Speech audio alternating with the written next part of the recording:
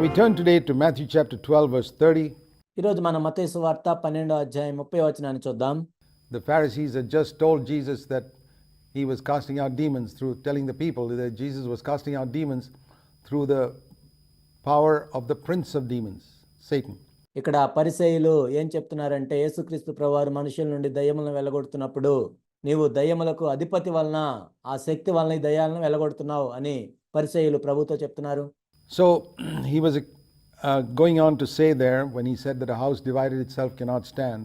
ఆ తర్వాత యేసుక్రీస్తు ప్రభువారు ఏం చెప్పారంటే తనకు తానే విరోధంగా వేరుపడిన ఇల్లు నిలబడదు. He taught an important principle here. ఇక్కడ ఒక ప్రాముఖ్యమైన నియమాన్ని యేసుక్రీస్తు ప్రభువారు చెప్పారు. Who is with Jesus and who is not with him? యేసుక్రీస్తు ప్రభువుతో ఉన్నవాళ్ళు ఎవరు, ఆయనతో లేని వాళ్ళు ఎవరు? In Matthew 12 verse 30 he says, he who is not with me is against me. మత్తయి సువార్త 12వ అధ్యాయం 30వ వచనము, నా పక్షమున ఉండని వాడు నాకు విరోధి. Now this appears on the surface to contradict what Jesus said in another passage to the Gospels. ఇది చూసినట్లయితే మనం పైన చూసినట్లయితే యేసుక్రీస్తు ప్రభువారు ఇంకొక వాక్య భాగంలో చెప్పిన దానికి వ్యతిరేకంగా ఉన్నట్లు మనకు అనిపిస్తుంది. In Luke chapter 9 where he told his disciples when they were concerned about someone who was not following them. లూకా సువార్త 9వ అధ్యాయంలో యేసుక్రీస్తు ప్రభువారు తన శిష్యులతో ఈ విధంగా చెప్పారు. తన శిష్యులు ప్రభువుతో ఈ విధంగా చెప్పినప్పుడు మనల్ని వెంబడించని ఒకడు ఈ విధంగా చేస్తున్నాడు అని అన్నప్పుడు, and Jesus said to them something which appeared to be very different. ఇక్కడ చూసినట్లయితే అది వేరుగా ఉన్నట్లు మనకు కనపడుతుంది. In Luke chapter 9 when they met certain people who were casting out demons. లూకా సువార్త 9వ అధ్యాయంలో దయ్యములు వెళ్ళగొట్టే ఇతరులను కూడా శిష్యులు చూశారు. But not following with them, Jesus said, don't forbid him. అయితే వాళ్ళు యేసుక్రీస్తు ప్రభువుని వెంబడించట్లేదు. అయితే అప్పుడు ప్రభు ఏమన్నారంటే వాళ్ళని ఆటంకపరచొద్దు. Don't follow him, don't forbid him. అతన్ని మీరు వెంబడించొద్దు, అలానే అతన్ని ఆటంకపరచొద్దు. Because it doesn't matter if he doesn't preach discipleship, he's casting out demons, that's fine. ఆ వ్యక్తి శిష్యత్వం గురించి చెప్పకుండా దయ్యములను వెళ్ళగొట్టినా మంచిదే. Because he who is not against us is for us. ఎందుకంటే మనకు విరోధంగా లేనివాడు మన పక్షంలో ఉన్నవాడే. In Luke chapter 9 and verse 50, do not hinder him, for he who is not against you is for you. లూకా సువార్త 9వ అధ్యాయం 50వ వచనము, మీరు వారిని ఆటంకపరచుకుడి, మీకు విరోధి కానివాడు మీ పక్షంలో ఉన్నవాడే. Now that appears to contradict what it says here, he who is not with me is against me. ఇక్కడ మనం చూసినట్లయితే నాతో కలిసి సమకూర్చని వాడు చెదరగొట్టువాడు అని మత్తయి 12:30లో ఉంది. ఈ వాక్య భాగాన్ని ఆ వాక్య భాగంతో పోల్చి చూసినప్పుడు ఇది వ్యతిరేకంగా ఉన్నట్లు మనకు కనిపిస్తుంది. But when you see two apparently contradictory verses in scripture, లేఖనాల్లో రెండు విరుద్ధంగా కనపడే వచనాలను మీరు చూసినప్పుడు you must remember that both are true. మీరు అర్థం చేసుకోవాల్సింది ఏంటంటే ఆ రెండు కూడా నిజమే. In the context in which Jesus was saying it here in Luke chapter 9 verse 50, లూకా సువార్త 9వ అధ్యాయం 50వ వచనంలో యేసుక్రీస్తు ప్రభువారు ఇక్కడ చెప్తున్న సందర్భం ఏంటంటే, he was replying to the disciples saying, Master, we saw someone casting out demons, Luke 9:49. ఇక్కడ శిష్యులు ప్రభుతో చెప్పిన మాటకు ఆయన జవాబిస్తున్నాడు. శిష్యులు ఏం చెప్పారంటే, ఏలినవాడా, ఎవడో ఒకడు నీ పేరిట దయ్యములను వెళ్ళగొట్టగా మేము చూచితిమి. And we tried to hinder him, we wanted to stop him because he doesn't follow along with us. వాడు మనల్ని వెంబడించువాడు కాడు గనుక వాణ్ణి ఆటంకపరిచితమని చెప్పాను. In other words, if I were to paraphrase it, his ministry seems to be casting out demons. ఇంకో మాటలో చెప్పాలంటే అతని పరిచర్య ఏంటంటే కేవలం దయ్యములను వెళ్ళగొట్టడమే. He doesn't seem to be emphasizing discipleship. ఆ వ్యక్తి శిష్యత్వం గురించి నొక్కి చెప్పట్లేదు. So what do we do when we find someone like that today? ఈ రోజు ఎవరైనా అలా ఉన్నట్లు మనకు కనపడితే మనం ఏం చేయాలి? They just go around casting out demons. వాళ్ళు వెళ్ళి దయ్యములను వెళ్ళగొడుతూ ఉన్నారు. And they're not teaching people to follow Jesus and to be disciples. యేసు ప్రభువుని వెంబడించాలని, యేసు ప్రభు యొక్క శిష్యులుగా మారాలని ప్రజలకు చెప్పట్లేదు. Well, the word of the Lord is, don't hinder him. అలాంటప్పుడు యేసుక్రీస్తు ప్రభువారు ఏం చెప్తున్నారంటే అతన్ని ఆటంకపరచొద్దు. Because he who is not against you is for you. ఎందుకంటే మీకు విరోధి కానివాడు మీ పక్షంలో ఉన్నవాడే. In other words, he was telling the disciples, at least the guy is not against you. ఇంకో మాటలో చెప్పాలంటే యేసుక్రీస్తు ప్రభువారు శిష్యులతో ఏం చెప్తున్నారంటే, అతడు మీకు విరోధంగా లేడు కదా! He's not speaking against you. He's doing a certain ministry, casting out demons. అతడు మీకు విరోధంగా ఏం మాట్లాడట్లేదు కదా! అతను ఏదో ఒక పరిచర్య చేస్తున్నాడు, దయ్యములను వెలగొడుతూ ఉన్నాడు. Leave him alone. అతన్ని ఆటంకపరచొద్దు. So the principle is don't hinder him and don't join him. ఇక్కడ నియమం ఏంటంటే అతన్ని ఆటంకపరచొద్దు, అతన్ని వెంబడించొద్దు. That's important to remember. He didn't say, okay, you fellas go and join him and do the same thing. No. అది ప్రాముఖ్యమైన విషయం. ఇక్కడ యేసుక్రీస్తు ప్రభువారు ఈ విధంగా చెప్పట్లేదు. అయితే మీరు వెళ్ళి అతన్ని వెంబడించండి అని చెప్పట్లేదు. Leave him alone, let him do his work, but you do what you're called to do, which is discipleship. లేదు, ఆ విధంగా చెప్పట్లేదు. అతన్ని ఆటంకపరచొద్దు, అతని పనిని అతను చేయనివ్వండి. అయితే మీరెందుకు పిలువబడ్డారో ఆ పనిని మీరు చేయండి. It doesn't mean that we have to work together with people who have a different vision, వేరొక దర్శనం కలిగి ఉన్న వ్యక్తులతో మనం కలిసి పని చేయాలనేమీ లేదు. because the work will get diluted. ఆ విధంగా కలిసి పనిచేసినట్లయితే పనిలో నాణ్యత తగ్గిపోతూ ఉంటుంది.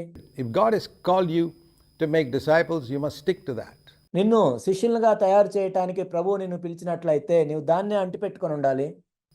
But we don't hinder or speak against others who are casting out demons. అలానే మనం దయ్యములను వెళ్ళగొట్టే వారికి వ్యతిరేకంగా మాట్లాడాల్సిన అవసరం లేదు. We believe ultimately the Lord wants to make disciples, and that was the commission that He finally gave. మనం నమ్మేది ఏంటంటే యేసుక్రీస్తు ప్రభువారు చివరిగా అప్పగించిన గొప్ప పని ఏంటంటే సమస్త జనులను శిష్యులుగా చేయాలనేది. To His disciples in Matthew 28 and verses 18 to 20. మత్తయి సువార్త 28వ అధ్యాయం 18 నుండి 20 వచనాల్లో యేసుక్రీస్తు ప్రభువారు తన శిష్యులకు ఈ గొప్ప పనిని అప్పగించారు. But remember, this was long before that. This is long before the day of Pentecost. కానీ మీరు చూసినట్లయితే ఇది పెంతికోస్తు దినానికంటే ఎంతో ముందు జరిగిన సంఘటన. There was no commission at that time to go and make disciples. ఆ సమయంలో మీరు వెళ్ళి సమస్త జనులను శిష్యులుగా చేయమనే పని ఏమీ అప్పగించబడలేదు.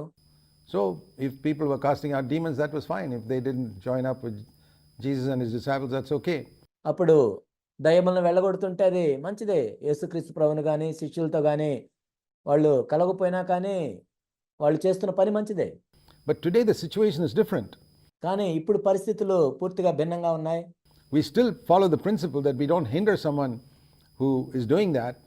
ఇప్పటికీ మనం అదే నియమానికి కట్టుబడి ఉంటాం. ఈ విధంగా పరిచర్య చేసే వాళ్ళని మనం ఎవరిని ఆటంకపరచము. But we can't say that that person is doing the full purpose of God.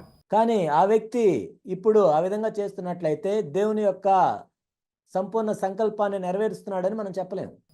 The full purpose of God is you cast out demons, bring the person to Christ, make him a disciple, baptize him and make him a disciple. దేవుని యొక్క సంపూర్ణమైన సంకల్పం ఏంటంటే నువ్వు దయ్యాలను వెళ్ళగొట్టు, ఆ వ్యక్తిని యేసుక్రీస్తు ప్రభు దగ్గరికి తీసుకొచ్చి ప్రభు యొక్క శిష్యునిగా చేయి. అతనికి బాప్తిజం ఇచ్చి యేసుక్రీస్తు ప్రభు శిష్యునిగా చేయి. If that's not done, we don't hinder him, but we'll make it clear that that's not the calling of the church. ఒకవేళ ఆ విధంగా జరగకుండా ఉన్నట్లయితే ఆ వ్యక్తిని మనం ఏం ఆటంకపరచం, కానీ సంఘం యొక్క పిలుపు అది కాదు. And we have to make it clear to people who may be deceived by such a ministry also. అలాంటి పరిచర్య ద్వారా ఎవరైనా మోసపోతున్నట్లయితే వాళ్ళకు కూడా మనం ఆ ప్రజలకు వివరించాలి. So we must remember when we are reading the Gospels that certain things permitted, Jesus permitted. For example, He permitted the payment of tithe.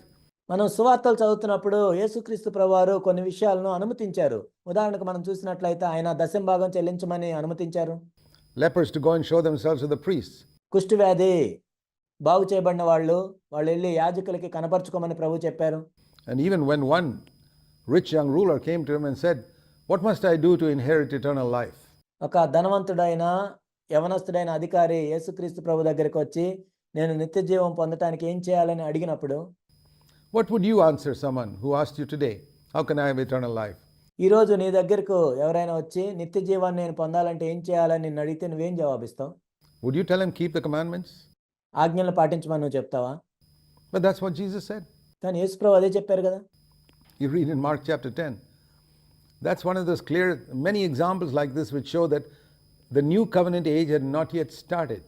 Mark సువార్త 10వ అధ్యాయంలో నువ్వు దాన్ని చూడొచ్చు. ఇది మనకి స్పష్టంగా ఏం తెలియజేస్తుందంటే క్రొత్త నిబంధన యుగం అనేది ఇంకా అప్పటికి ప్రారంభం అవ్వలేదు. That started only on the day of Pentecost. అది కేవలం పెంతెకోస్తు దినానే ప్రారంభించబడింది. So until then, somebody spends his time casting out demons, is not interested in discipleship, don't hinder him, let him do that. అప్పటి వరకు ఒక వ్యక్తి దయ్యాలని వెళ్ళగొడుతూ శిష్యత్వం మీద ఆసక్తి లేనప్పటికీ ఆ వ్యక్తిని మనం ఆటంకపరచకూడదు. Now we have to urge everyone to make disciples because that's a great commission. కానీ ఇప్పుడైతే ప్రతి ఒక్కరూ సమస్త జనులను శిష్యులుగా చేయాలి అనేది మనం చెప్పాలి. ఎందుకంటే అదే ప్రభువు మనకు అప్పగించిన గొప్ప పని.